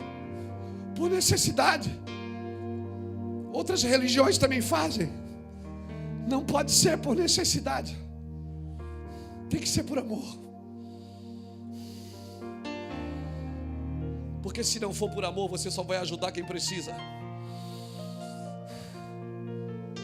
E você não tem que ajudar quem precisa somente, porque vai ter ricos que vão bater na sua porta e não vão precisar de uma cesta básica, vão precisar de amor. Oh meu Deus, alguém levante a mão e diga: eu estou entendendo isso, pastor. Eu estou entendendo isso. Por favor, me dá mais amor pelas vidas, Senhor. Por favor, Senhor, me dá mais amor pelas vidas. Me dá mais amor pelas almas, Deus. Eu quero amor. Eu preciso de amor. Todas as parábolas que eu falei aqui para você de Lucas 15, 16, 17, todas as parábolas estão relacionadas com o mau uso do dinheiro, da posição e do privilégio. Se Deus está te dando posição, não pise nos outros, use a posição para servir. Se Deus está te dando privilégios, não pise nos outros, use o privilégio para servir. Se Deus está te dando dinheiro, não pise nos outros. Pastor, alguém me disse: pastor, aquele cara antes, quando ele não tinha dinheiro, ele era uma pessoa. Agora que ele tem dinheiro, pastor, ele mudou. Eu disse: não, filho, o dinheiro não muda ninguém. O dinheiro só mostra quem você sempre foi. Porque se você é bom, se você é bom, se você tiver bastante dinheiro, você vai ficar muito melhor. Porque você vai querer ajudar mais gente. Você vai querer comprar um país inteiro para salvar vidas. Agora, se você é mau, cara, se você tiver dinheiro sendo mau, você vai ficar muito pior. Você vai pisar nos outros, vai ofender as pessoas. Pegou isso no seu espírito? Pegou isso no seu espírito? Então o dinheiro só potencializa. Ele só revela quem você é. A fama só revela quem você é. Pastor, aquele cara era humilde, depois ficou famoso, ficou soberbo. Não, ele sempre foi soberbo. Ele só não tinha um palco para se exibir.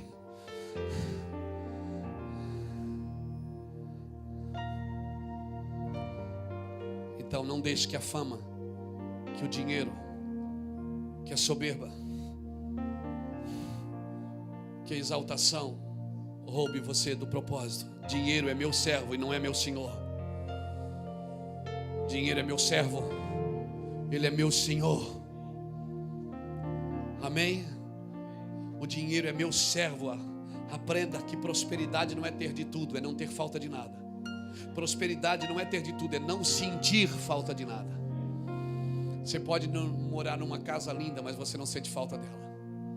Você pode, se você é próspero, como diz em João, a carta de terceira carta de João, quando ele diz: próspero seja a tua alma, assim, próspero seja a tua vida como é próspera a tua alma. Prosperidade na alma, irmão. Se você é próspero por dentro, você pode morar em Alphaville ou em Alfavela, não importa. Você sempre vai querer mudar o lugar que você está, porque se você morar em Alphaville, não significa que aquele lugar também não precisa de mudança. Às vezes os ratos de Alphaville não estão nos esgotos, estão nas mansões. Não pense, Deus não te colocou, não foi só para mudar a pobreza. Ele te colocou para tornar os homens prósperos por dentro. Porque quem mais tira suas vidas são os que mais têm dinheiro, ou que mais tiveram dinheiro. Por isso que quando aquele homem disse para Jesus: Senhor, o que eu faço para herdar a vida eterna? Jesus disse: guarda as leis e os seus mandamentos, não rouba, não. Ele disse: isso eu já faço. Aí Jesus pegou ele. Deus disse: então vai e vende tudo que tu tens e dá aos pobres. Sabe o que Jesus estava dizendo? Ele estava dizendo o seguinte: você é muito bom para guardar a lei, mas aqui na minha presença, ô jovem rico, não adianta você só não roubar. Além de não roubar, você tem que ser generoso com o que você tem.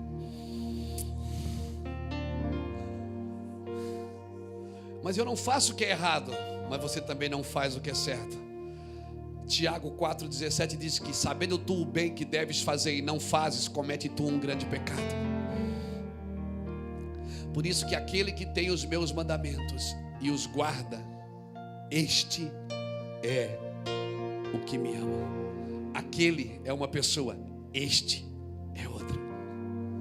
Aquele que tem os meus mandamentos, se ele guarda, ele já não é mais aquele, ele é este. Este é o que me ama. Aquele é o que está longe, este é o que está perto. Está aqui comigo. Este é o que me ama. Na presença de Deus não basta você só não roubar.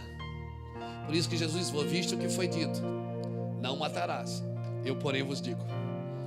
Além de você não matar, você não pode falar mal do teu irmão, porque se você falar mal dele, você já matou ele no seu coração. Meu Deus, que poder. Ou visto o que foi dito, não adulterarás, eu porém te digo. Além de você não dormir com outra mulher, se você olhar para uma mulher pensando em dormir com ela, você já adulterou. Mas a consciência, filho, a consciência, filho, não minta para a sua consciência. Fale quando você estiver na presença de Deus. Aproveita que Ele está ali e diga quem você é. Diga: eu sou esse cara imoral, Deus. Eu tenho vontade sim, mas eu não vou fazer porque eu te amo. Me ajuda a se livrar da vontade. E Ele vai ajudar.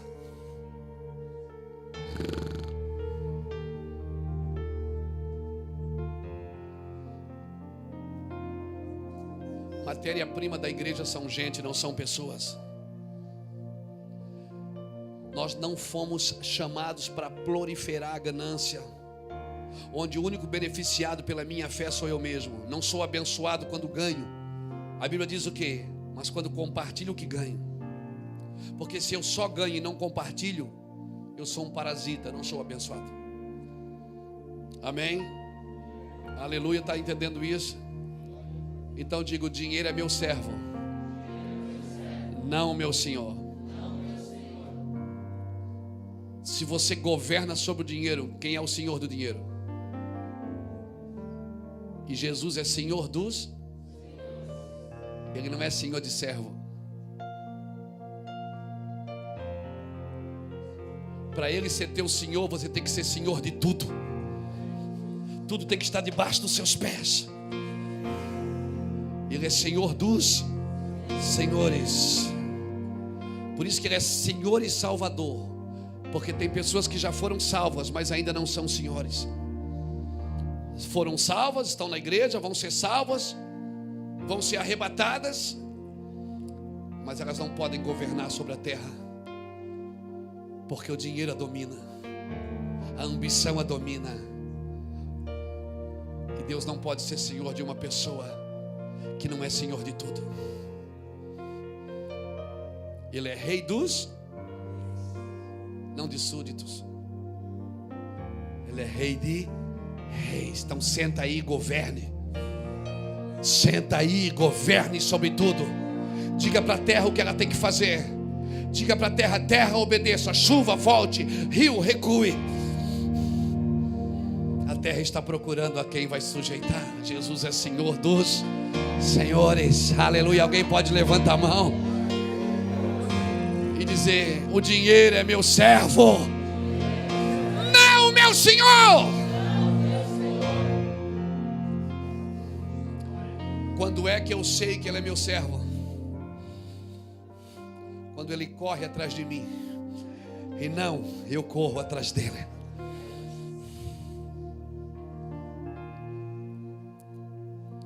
Muitos deixaram de ser Senhor para ser servo. Estão correndo atrás do dinheiro e deixaram de ser Senhor sobre ele. E o dinheiro dita o que você deve fazer e o que você não deve. E na falta dele, você acaba fazendo coisas que Deus não aprova, porque você precisa muito dele. Sabe quando que você é Senhor? Quando você olha pelo retrovisor assim, ó, tá cheio de coisa correndo atrás de você, e você diz: se esforcem, vocês vão me alcançar, mas se esforcem. E sabe por que não te alcançaram ainda?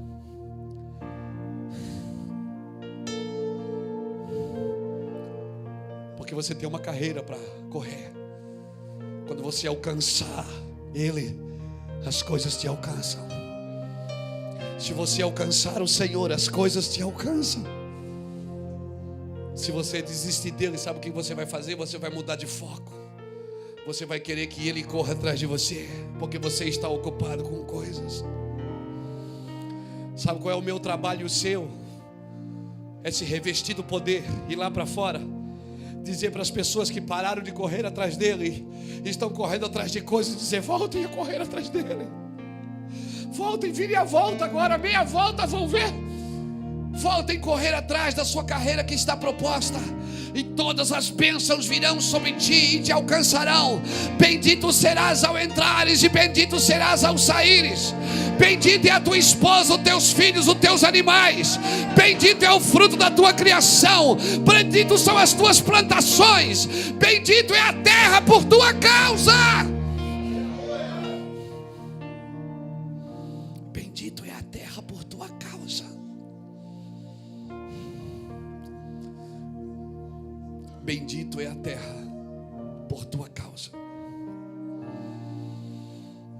Esse é o tema dessa mensagem.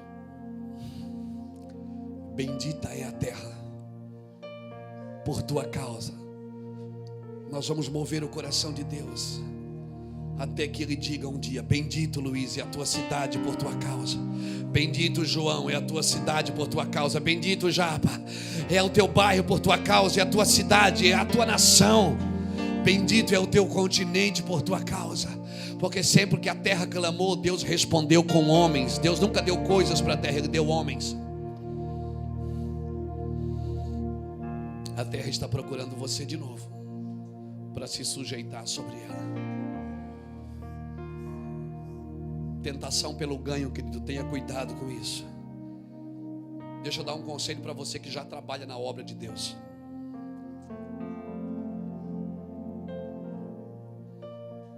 Trabalhe na obra como se você nunca precisasse de dinheiro,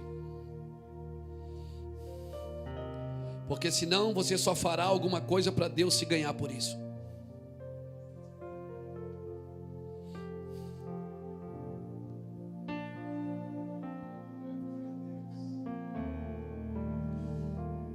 Ame como se você nunca precisasse ser correspondido. Senão você só vai amar aqueles que correspondem ao amor que você libera. Alguém dá um amém, pelo amor de Deus.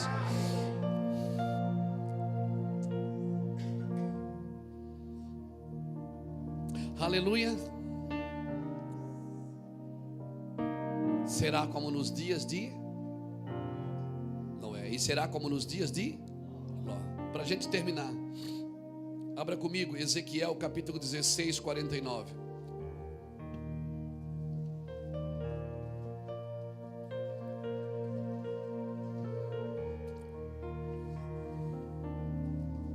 Senhor, sobre todos os anjos, tu reinas sobre as nações. Glorioso Filho do homem, Rei sobre todos os reis, Rei sobre todos os reis, Senhor sobre todos os anjos. Tu reinas sobre as nações. Glorioso Filho do homem. Amém. Olha o que diz Ezequiel 16. Olha o que diz o versículo 49. Isso vai mudar a sua vida. E o versículo 50. Ora, foi esta a maldade de Sodoma, tua irmã. Qual foi a maldade? Soberba, fartura de pão, abundância de ociosidade. Teve ela suas filhas, mas nunca amparou o pobre. Qual foi o pecado de Sodoma? Soberba, fartura de pão, abundância de ociosidade. O que é isso? Preguiça. Nunca amparou o pobre e o necessitado. Mas Sodoma era uma cidade imoral. A imoralidade foi a consequência do pecado. Por que você acha que o mundo está se tornando imoral?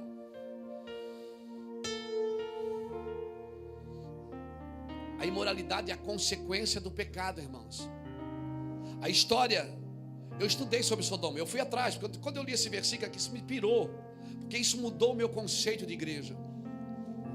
Há alguns anos atrás, há uns 17 anos atrás, quando eu li esse versículo pela primeira vez, isso mudou o meu conceito de igreja.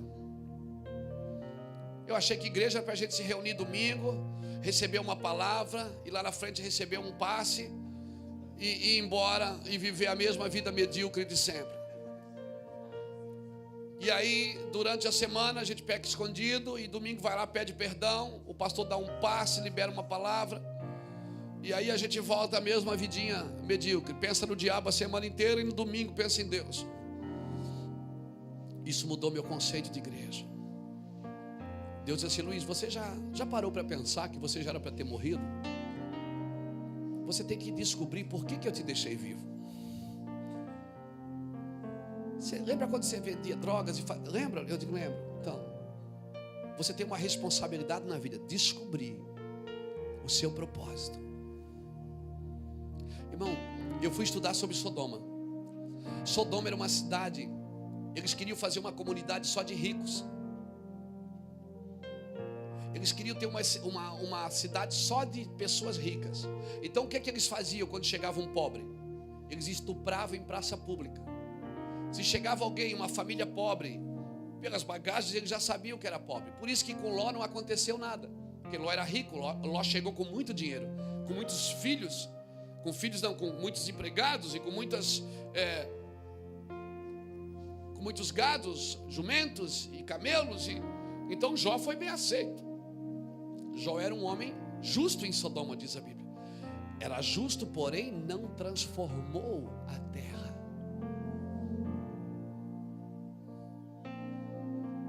O justo Ló, ele era justo, mas ele não botou essa justiça para fora.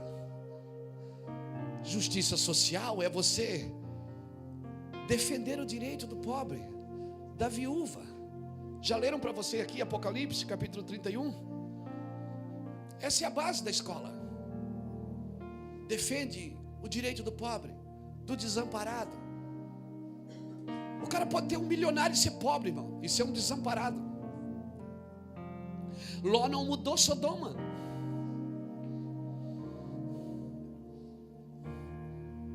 Quando Ló chega, ele é aceito. Quando os anjos chegam, você lembra? Que os anjos não chegaram com bagagem. O que é que os homens disseram para Ló? Dá-nos esses homens para que a gente abuse dele como é de costume. Porque esse era o costume de Sodoma. Sodoma estuprava na praça pública, estupravam a família inteira e jogavam eles no deserto, vão embora, para eles não ficarem ali. Eles queriam fazer uma comunidade só de iguais, só de pessoas bem sucedidas. Então eles não amparavam o pobre e o necessitado. Eles eram soberbos, tinham fartura de pão. E quando você tem fartura, a fartura gera festa, é muita festa. Fartura gera festa, festa, festa, festa. Comiam e bebiam, casavam e se davam em casamento. Você vai perdendo o sentido de moralidade, porque você pode comprar, você pode pagar. Você não faz mais conta de quanto custa. E você esquece que se você tomar um refrigerante por semana, você consegue manter um missionário na África.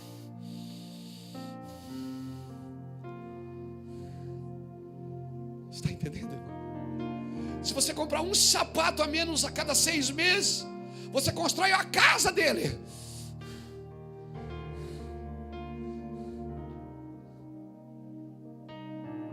Se você passar um ano só um ano, sem comprar um panetone, você sustenta uma família por um mês. Mas nós vamos perdendo os valores.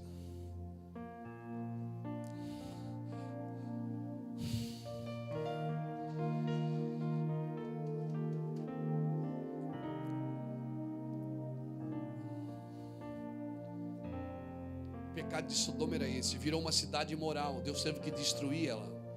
E Jesus vai voltar e será como nos dias de Ló. Não faz a gente pensar, não faz a gente ir para o quarto agora, olhar no travesseiro e dizer: meu Deus, me dá uma saída, me dá alguma coisa para fazer, Deus, que eu possa dormir satisfeito. Não dá vontade de ir para casa? Às vezes Deus fala coisas comigo na Bíblia, irmão, que dá vontade de morar no mato, de sair da casa que eu estou, de vender o carro que eu ganhei. De vez em quando pergunta para minha esposa: eu tenho umas crises em casa. Você está gravando isso, né, irmão? Verdade, de vez em quando eu tenho umas crises. Eu estou orando, de repente eu olho, eu vou lá na minha roupa, digo: meu Deus, eu tenho 8 ternos. Eu dou umas crises, eu dou tudo. Eu vou lá, tenho 4 pares de sapato preto, 3 marrons, 4 tênis, eu só tenho 2 pés. Aí eu vou e dou a minha esposa assim, ó, quando ela chega, pergunta para ela: ontem eu fiz isso. Eu cheguei dos Estados Unidos, eu ganhei algumas coisas dos irmãos lá. E aí eu cheguei em casa e disse assim: não tem nem lugar para pôr. Eu comecei a pega, isso aqui eu nunca usei, dá para não sei quem, isso aqui. Ela disse: amor, chegou gente lá em casa: o Luiz hoje está em crise, ele está dando as coisas dele e tudo. É assim mesmo. Eu tenho que me esvaziar, irmão, para minha consciência. Aí você pergunta assim: mas Deus não quer que você tenha, pastor? Quer, mas eu não preciso de tanto. Preciso de tanto, porque a insatisfação ela gera ambição. A ambição ela vai gerando orgulho, vai gerando soberba, ela vai gerando competição. Competição gera comparação. Porque se eu me comparo com você, eu quero competir, eu quero ser melhor. E eu não consigo mais te servir, eu quero estar sempre na sua frente. Sabe quando é que você consegue servir os outros? Por que você acha que Deus manda a gente orar pelos inimigos? Porque quando você começa a orar por alguém, você começa a sentir amor por aquilo que você está orando. Por que Ele não pede para orar pelo amigo? Porque para o amigo você já ama. Ele diz: ora pelos teus inimigos, Luiz, porque se você orar pelo teu inimigo, você vai começar a amar ele. Ah, meu Deus, você nunca mais vai se comparar com ele, nunca mais vai querer competir com ele. Isso é justiça social.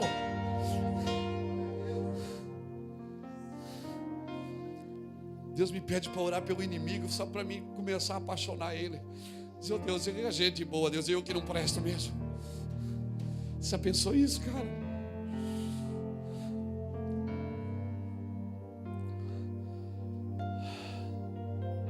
Para a gente terminar,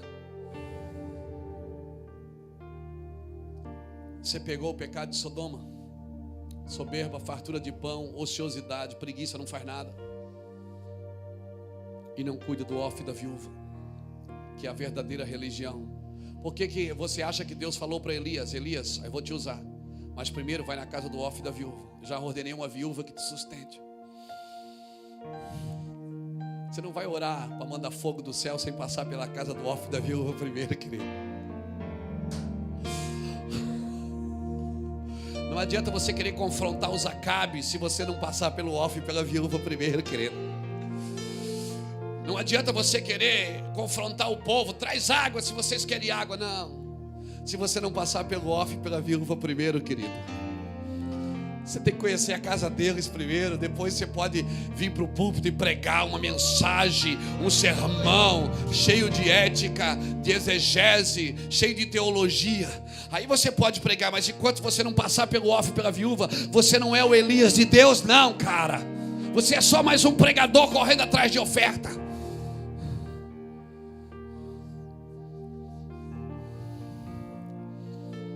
Mas nos últimos dias eu levantarei o profeta Elias, e ele converterá o coração dos pais aos filhos, e dos filhos aos pais. Sabe o que é que significa isso? A unção de Elias está voltando. Se nós queremos a unção de Elias, nós temos que andar na trajetória de Elias. Primeiro, eu tenho que profetizar e as coisas acontecerem. Segundo, vai faltar água, mas eu também vou ter que passar tempo com Deus. Vou beber do ribeiro. Terceiro, eu vou ter que visitar o órfão e a viúva. Quarto, eu vou ter que confrontar uma liderança corrupta. Quinto, eu vou ter que desafiar o povo a andar em Deus. Sexto, eu vou ter que destruir Baal e seus profetas.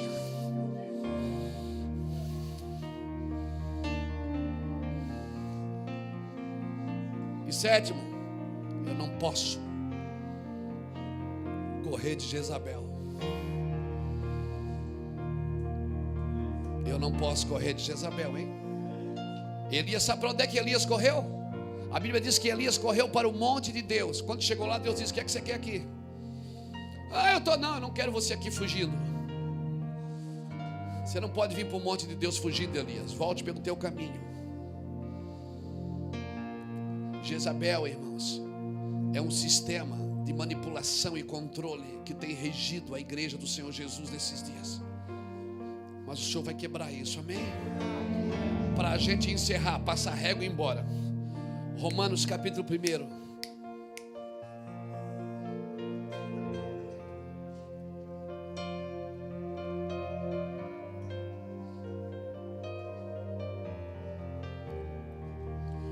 O coração, o teu amor é muito mais doce tudo que já provei. Eu quero conhecer o teu coração. Puxa um pouco mais perto, me leva ainda mais fundo. Eu quero conhecer o teu coração.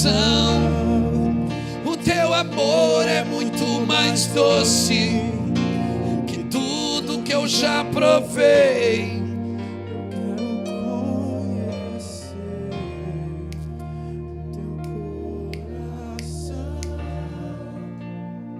Romanos capítulo 1, versículo 16. para você guardar isso no seu espírito. Não me envergonho do Evangelho, pois é o poder de Deus para a salvação de todo aquele que crê, primeiro do judeu e também do grego, pois nele se descobre a justiça de Deus, de fé em fé, como está escrito: o justo viverá da fé. Então como é que você pratica a justiça? Por fé, acreditando que vai mudar. Agora guarde o versículo 18: do céu se manifesta a ira de Deus sobre toda a impiedade e injustiça dos homens que detêm a verdade pela... Olha aqui.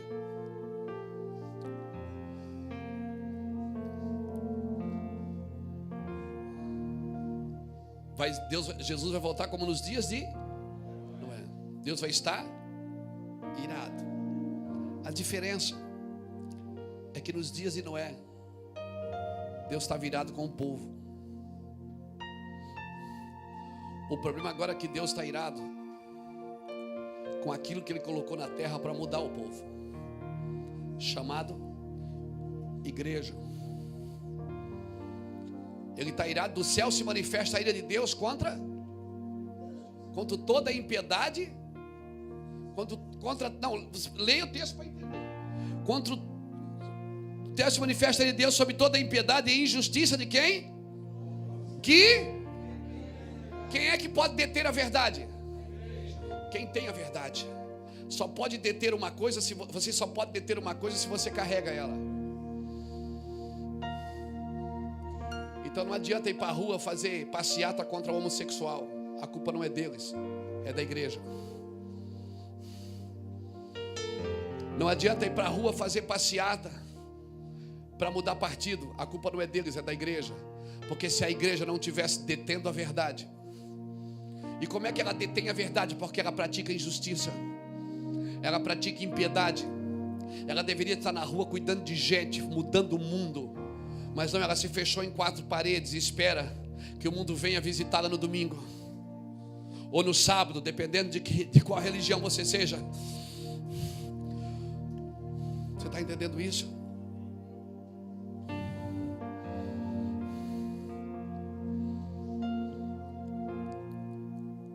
Então nós temos que praticar justiça, igreja.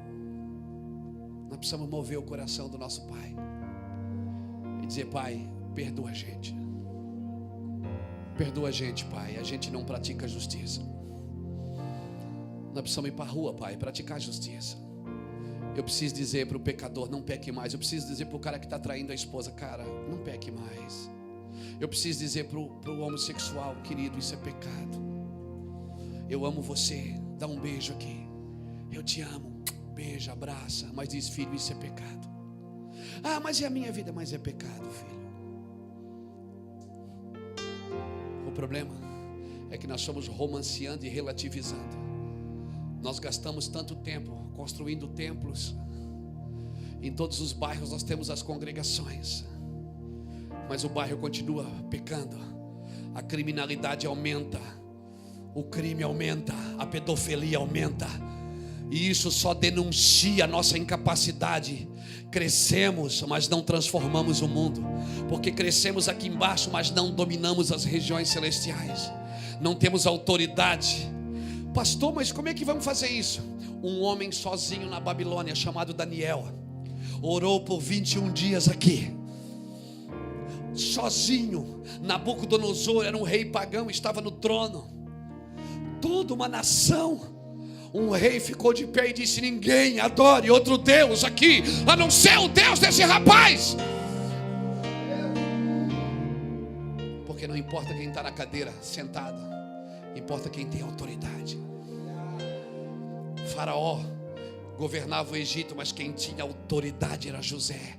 José abriu os celeiros e alimentou o Egito. Deus procura esses homens que vão mudar a história de nações, de bairros inteiros. Já você pode imaginar uma coisa dessa, cara? Você está num bairro e o bairro ser transformado porque tem uma igreja de reino lá, tem uma igreja praticando justiça lá. cuidando. O cara foi preso, vai cuidar da mulher do cara. Ajuda ela, diz para ela: não vende cocaína, o seu marido vai sair da cadeia, nós vamos ajudá-lo. Vamos enviar alguém lá na cadeia para pregar para ele. Vamos cuidar desse cara, vamos cuidar de você. Você não vai precisar vender cocaína aqui fora para mantê-lo lá dentro. Eu estou falando de coisas práticas para você. Porque reino é prática, prática de justiça social. Sem prática não adianta, mas sem intenção correta também não adianta. Eu não posso trabalhar por necessidade, eu tenho que trabalhar por amor. Eu quero deixar essa palavra para os irmãos. Eu espero ter contribuído com a sua escola.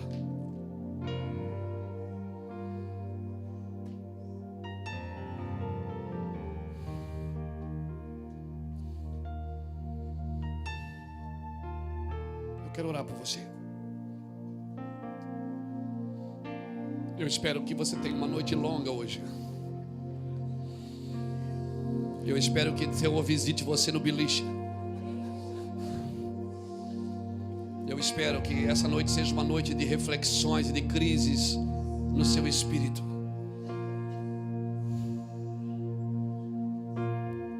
Você tem mais do que precisa.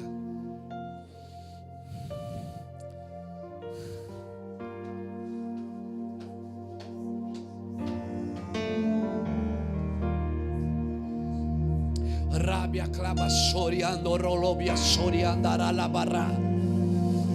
Cremiando releva suri candara la barra barra. Ajuda-nos a ver a nossa miséria, Deus. Ajuda a gente a ver a nossa miséria, Deus. Como eu amo seus caminhos.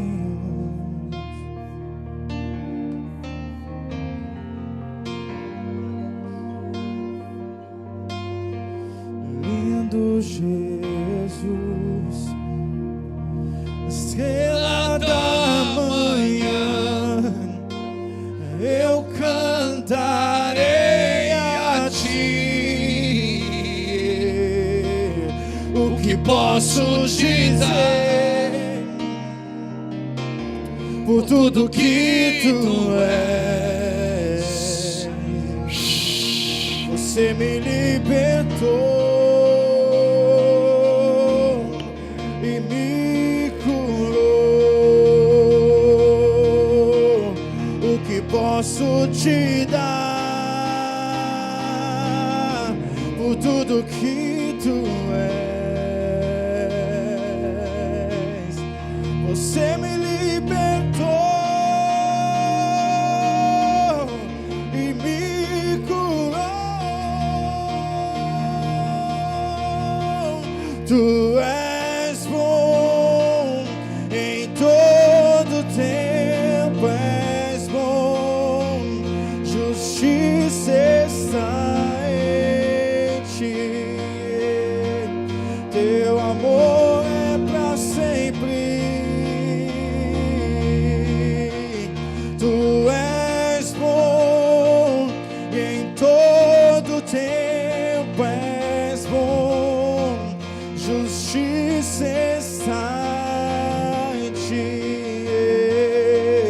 Teu amor, o que posso te dar por tudo que tu és? Você me libertou e me curou, e me curou. O que posso te dar por tudo que tu és? Você me libertou e me curou. Tu és bom em todo tempo, és bom, justiça está em ti. Teu amor, só o teu amor. Tu és bom em todo tempo, és bom, justiça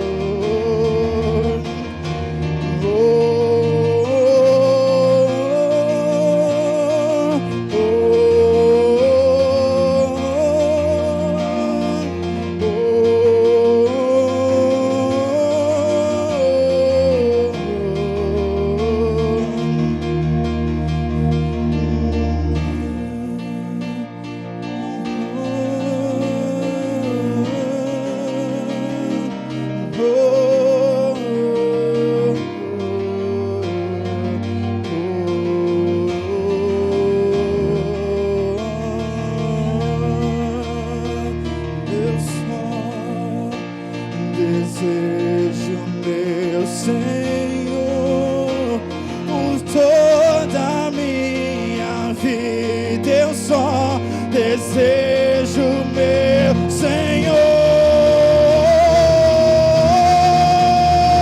Eu só desejo, meu Senhor, por toda a minha vida. Eu só desejo, meu Senhor. Somos teu, Senhor.